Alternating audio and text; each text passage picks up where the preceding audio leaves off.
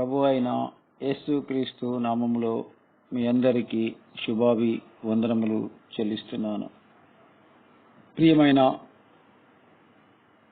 సహోదరి సహోదరుడా, మీ ముందుకు ఈ దినము దేవుని మహాకృపను బట్టి, మీ మధ్యలోకి నన్ను నడిపించిన విధానాన్ని బట్టి దేవునికి కృతజ్ఞతను చెల్లిస్తున్నాను. మీతో నేను ఒక సాక్ష్యాన్ని పంచుకోవాలని ఆశపడుతున్నాను. ఈ దినము ప్రియ సహోదరి సహోదరుడా, మీరు ఎలాంటి స్థితిలో ఉన్నా, ఏ వేదనలో ఉన్నా, ఏ రోగముతో నువ్వు మూలుగుచున్నా, ఏ బాధలో నువ్వు ఉన్నా, నేను చెప్పబోయే సాక్ష్యం నీకు ఒక ఆదరణగా ఉంటుందని నేను నమ్ముచున్నాను. ప్రియ తమ్ముడు, చెల్లి, అన్న, అక్క, దేవుడు మా యొక్క జీవితంలో చేసిన ఈ అద్భుతమైన సాక్ష్యాన్ని మీ ముందు ఉంచుతున్నాను. నా యొక్క పేరు బర్నబాస్. నా యొక్క సతీమణి పేరు స్వప్న. నా యొక్క సతీమణి రక్త స్రావ్యంతో 8 సంవత్సరములు ఎంతో వేదన పడినదండి. మేము అనేక ప్రాంతములు, అనేక మంది వైద్యుల దగ్గరికి, అనేక మంది డాక్టర్ల దగ్గరికి తిరిగి ఎంతో క్రయం చెల్లించినామండి. అలాంటి స్థితిలో దేవుడు మమ్మల్ని ఎంతగానో ఆదరించి, ప్రేమించి, మమ్మల్ని హక్కులను చేర్చుకొని ఆ యొక్క రక్త స్రావ్యం నుంచి విడిపించిన దేవునికి మహిమ చెల్లిస్తున్నాను. అది ఎలా జరిగినదంటే, మేము ఒక అన్య కుటుంబంలో నుంచి జన్మించిన వాడని నేను. దేవుడంటే తెలియని వాడని నేను. దేవుడంటే దూషించిన వాడని ఒకప్పుడు. నేను ఒక లోకానుసారంగా జీవించిన వ్యక్తిని. మాది విగ్రహారాధికుల కుటుంబం. మేము ఎంతో భక్తిగా పూజలు చేసేవారం. మా తల్లిదండ్రులు, మా పితరులు అందరము అలాంటి భక్తిపరమైన జీవితంలో జీవిస్తున్న నా యొక్క కుటుంబము, మేము నివసించే మా గ్రామ ప్రజలు, మా యొక్క గ్రామము నెల్లిబండ. మా గ్రామములో నెల్లిబండలో లింగమంతుల జాతర జరుగుతూ ఉండేది. మా యొక్క గ్రామములో దేవుని ఎరిగిన కుటుంబం అంటూ ఒక్కరు కూడా లేదండి. ఈ బిడ్డలారా, అలాంటి విగ్రహాలు ఆరాధించే గ్రామంలో పుట్టినవాడని నేను.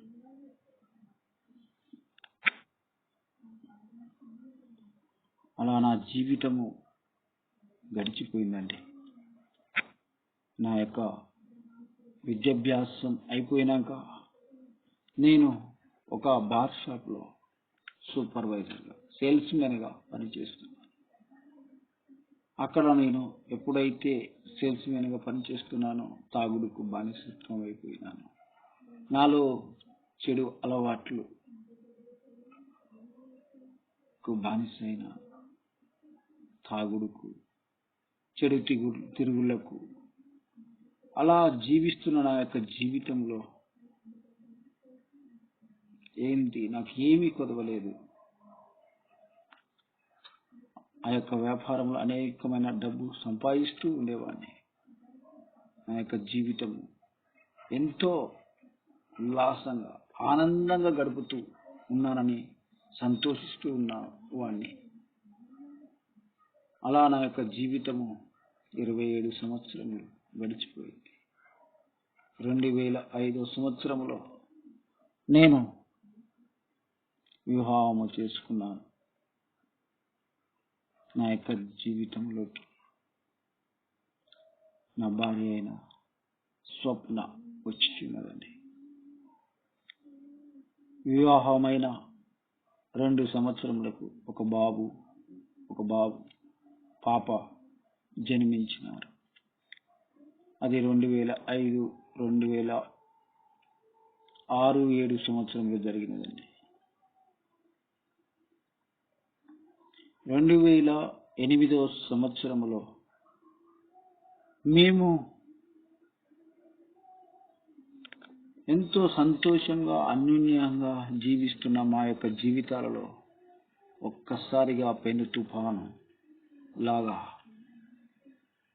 మా జీవితంలోకి ఎంటర్ అయినాయండి శ్రమలు.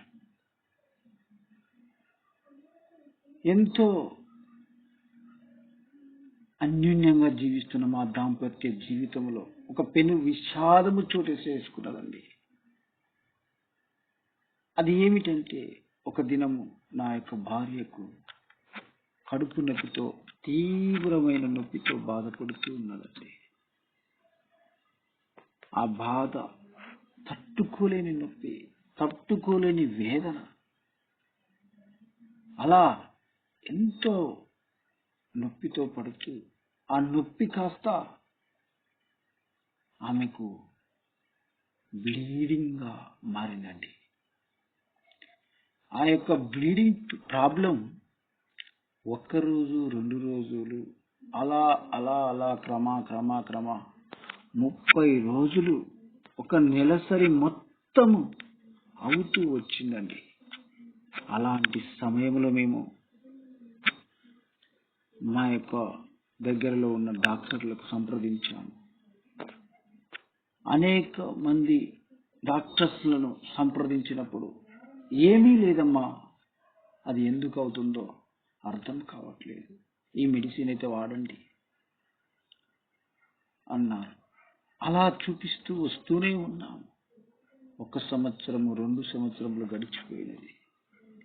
తీవ్రత ఎక్కువైతున్నది, అనారోగ్యం ఎక్కువ అవుతున్నది, క్షీణించిపోతున్నది రోజు రోజు. నా పిల్లలు చూస్తే చిన్నవాళ్ళు, 1-2 సంవత్సరముల వాళ్ళు. ఏమి చేయాలో అర్థం కాదు. నేను ఉదయం వెళ్తే సాయంత్రం వచ్చేవాడిని, నైట్ వచ్చేవాడిని. అలా ఎంతో బాధపడుతూ ఉండేవాడిని.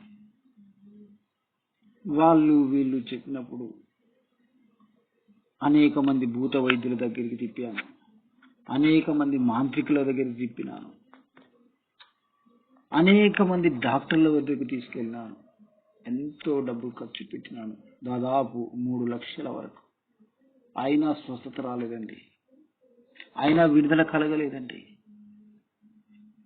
నెమ్మది లేదు, సమాధానం లేదు, శాంతి లేదు. ఎంత డబ్బున్నా వ్యర్థమే అనిపించింది.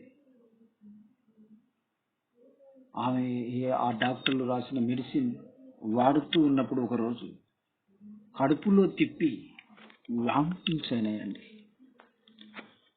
వామిటింగ్స్ ఎప్పుడైతే అవుతున్నాయో అవి రియాక్షన్ అయ్యి వామిటింగ్ రూపంలో మన నోట్లో నుంచి వచ్చే వాటర్, ఆ ఫ్లోయింగ్ అనేది బ్రెయిన్కి వెళ్ళిపోయిందండి. ఆ వాటర్ బ్రెయిన్లోకి ఎప్పుడైతే వెళ్ళినాయో వెమ్మటే ఒక భాగం మొత్తము వాపు వచ్చేసింది.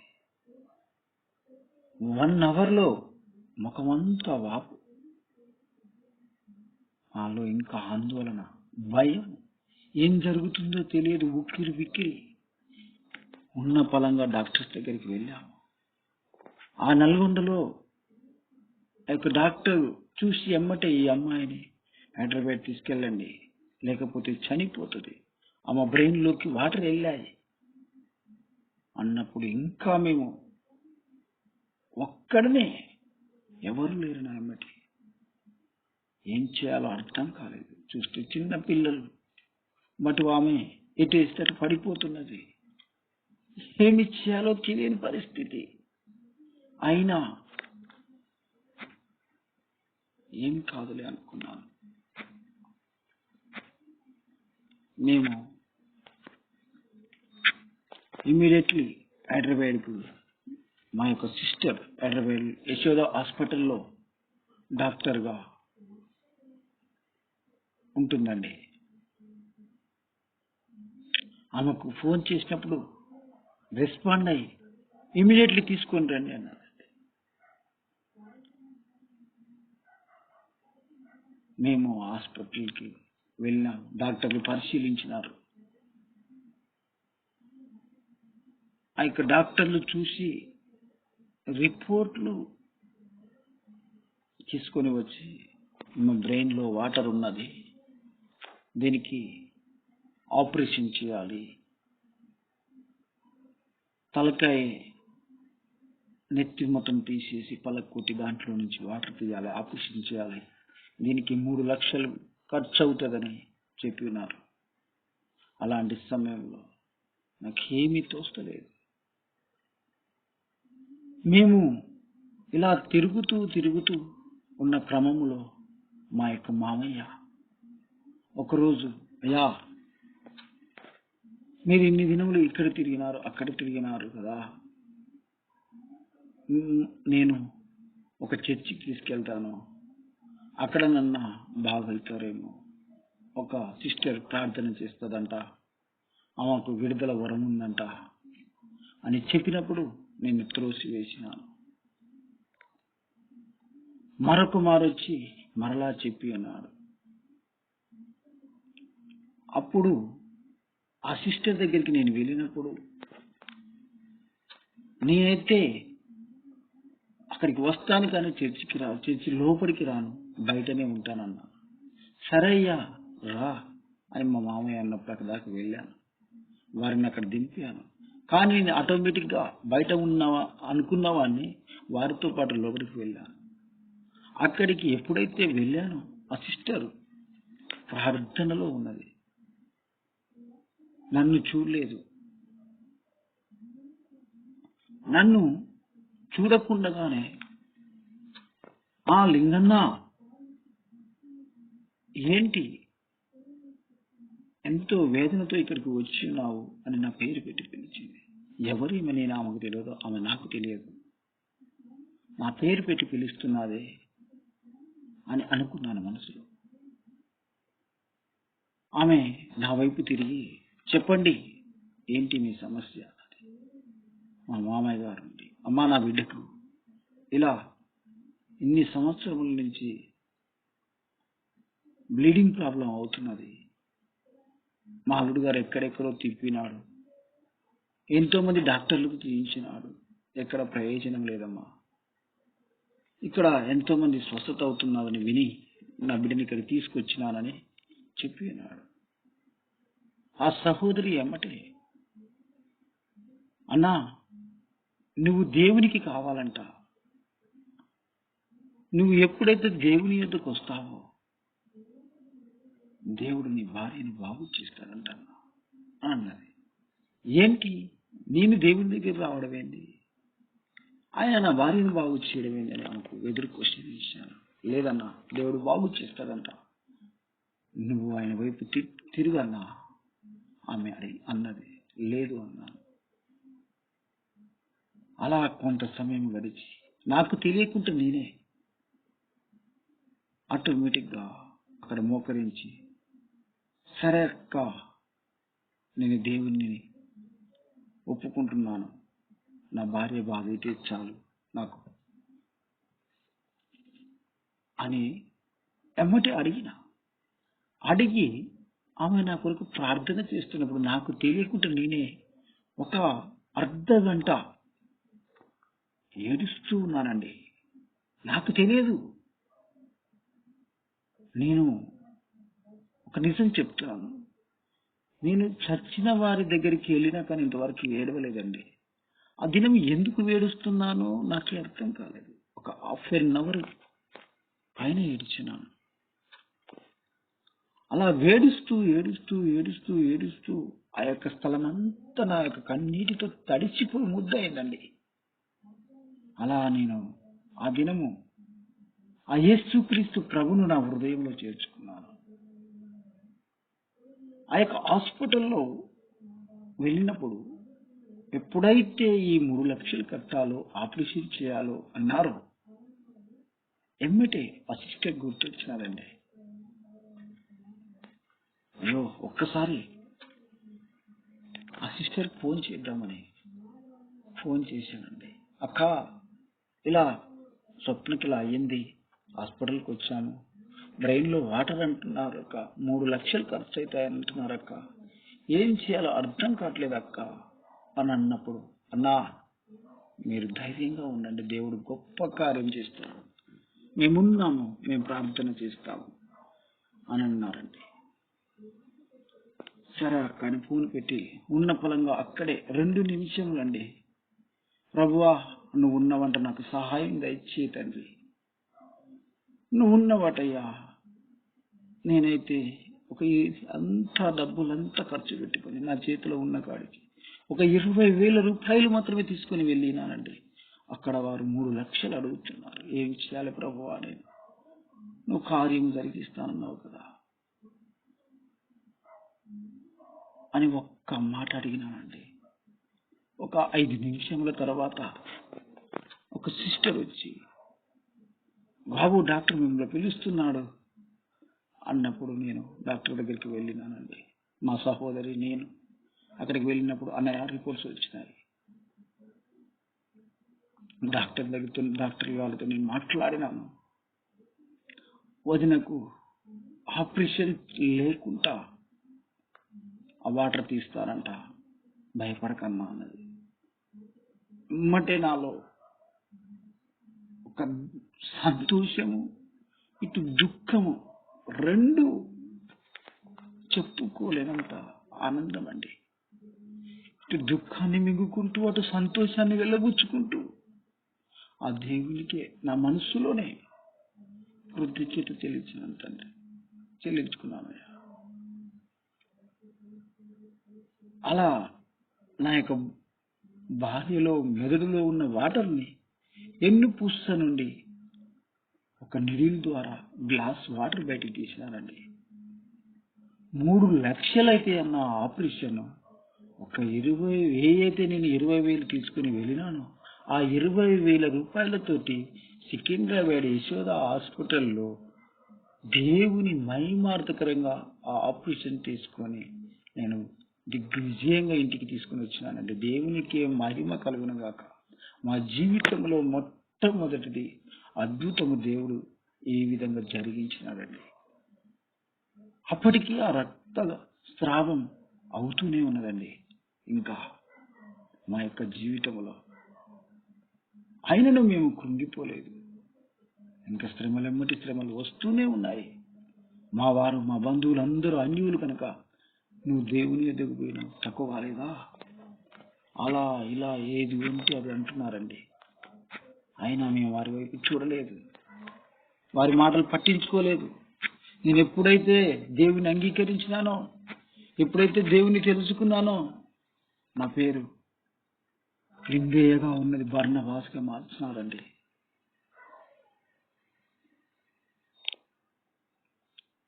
నేను 2013 జూన్ 13వ తారీఖుగా నా దేవుని సొంత రక్షకునిగా అంగీకరించి, అయ్యా నేను బ్రతికితే నీ కొరకే, సస్తే నీ కొరకే, నా భార్యను బాగు చేసి నీ సాక్షిగా నిలబెట్టుకో ప్రభువా అని ఒక తీర్మానం తీసుకున్నామండి.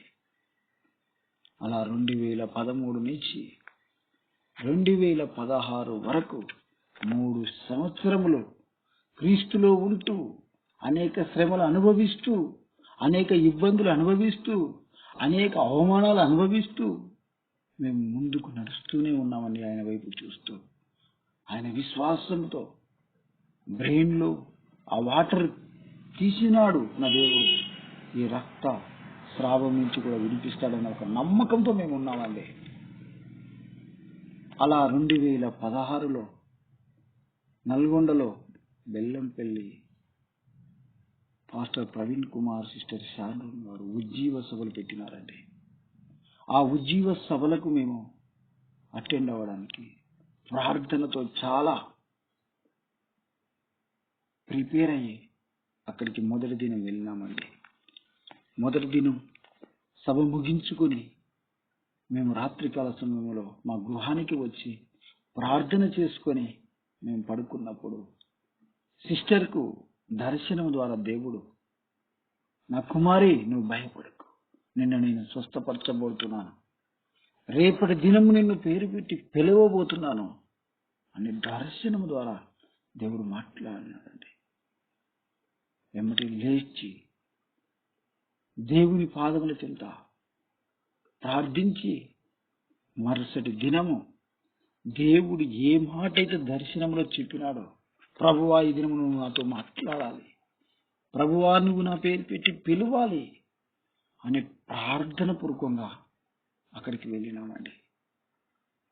రెండవ రోజు ఆరాధన అయిపోయింది, వర్తమానం స్టార్ట్ అయ్యింది. వర్తమానం మధ్యలో సిస్టర్ షారోన్, నా ప్రియ కుమారి రజిత, నా యొక్క భార్య పేరు, మొదటి పేరు రజిత, రెండవ పేరు స్వప్న అండి. రజిత లే, నీవు అనేక సంవత్సరముల నుంచి తీవ్రమైన అనారోగ్యంతో ఇక్కడికి వచ్చి ఉన్నావు, ఎంతో వేదన పడుతున్నావు, ఎంతో రోదన పడుతున్నావు, ఎక్కడెక్కడో తిరిగి ప్రయాసపడి నీ క్రయమంతా చెల్లించి ఎంతో భారంతో ఇక్కడికి వచ్చినావు బిడా, నువ్వు లే, దేవుడు నిన్ను బాగు చేస్తాడు, ఈ దినము దేవుడు నిన్ను స్వస్థపరుస్తానంటున్నాడు, లే అనగానే ఆశతో చూస్తున్న మేము ఇమ్మీడియట్లీ నా భార్య లేచి నిలబడ్డదండి. లేచి నిలబడినప్పుడు మెసేజ్ మధ్యలో ఆపి పిలిచినదండి. ఇది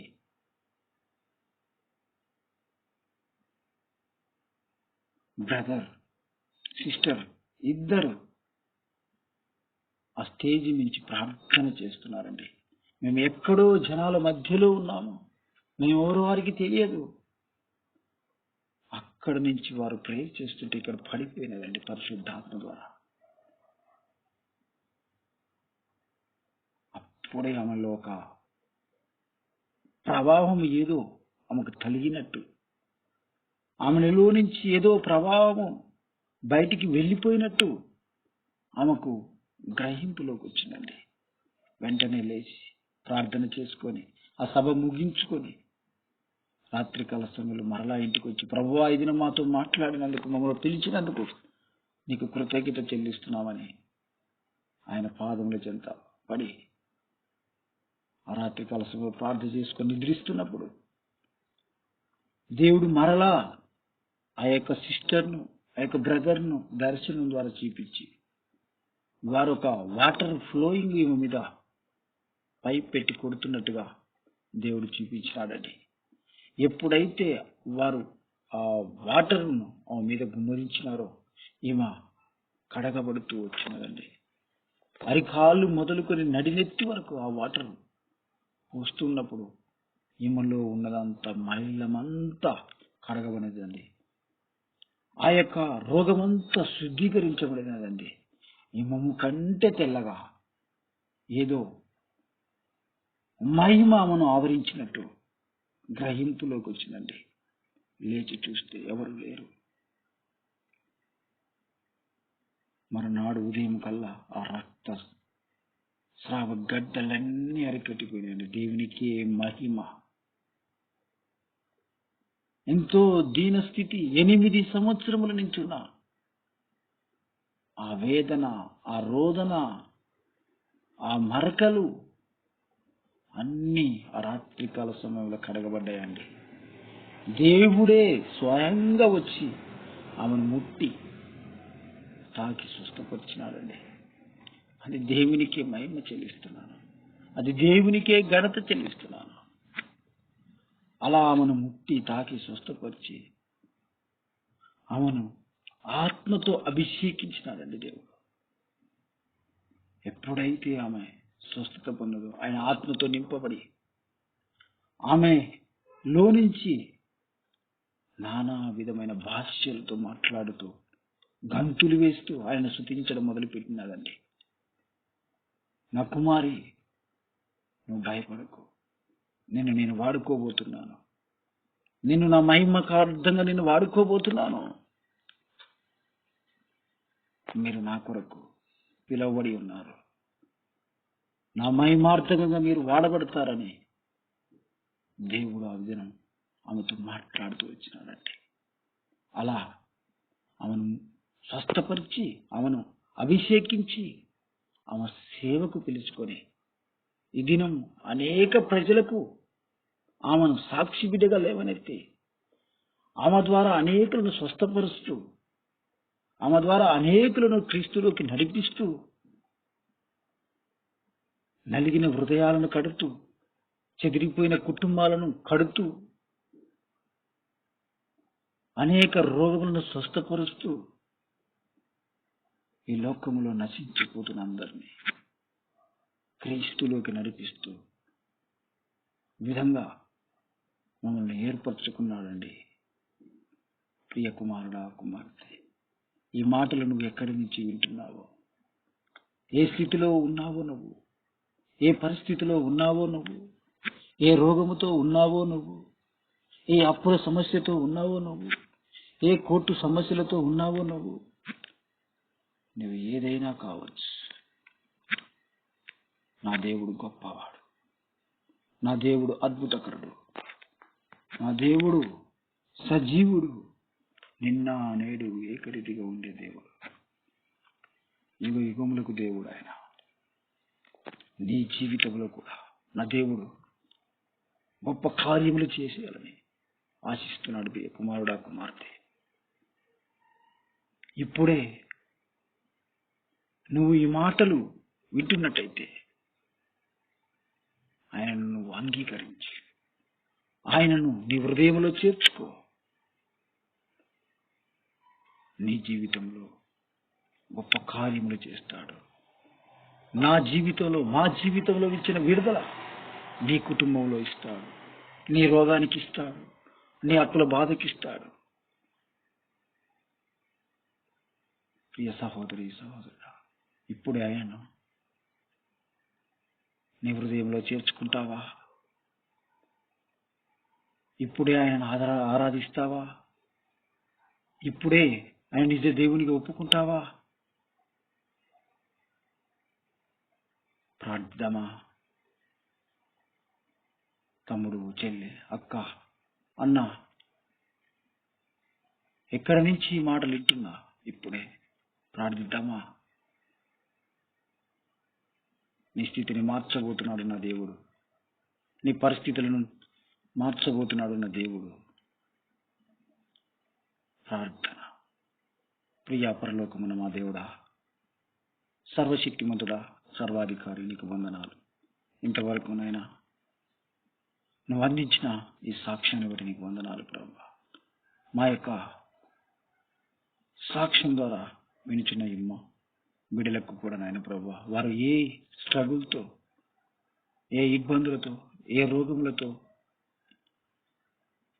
ఆయన బాధపడుచున్నారో వారికి కూడా నీ నామములో విడుదలిచ్చి వారిని నీ జీవములోకి నడిపించమని, అది నీ మహిమార్థకరంగా జరిగించుకోమని యేసు ఉన్నతమైన నామములో స్తుతించి ప్రార్థించి వేడుకుంటున్నాము తండ్రి. మీ ప్రార్థన అవసరాల కొరకు 9182570835 ఈ నెంబర్ను సంప్రదించగలరు. మా యొక్క మినిస్ట్రీ బేతేనియా హౌస్ ఆఫ్ వర్షిప్, మా మినిస్ట్రీ కొరకు మీరు కూడా ప్రార్థన చేయగలరని కోరుకుంటున్నాను. God bless you.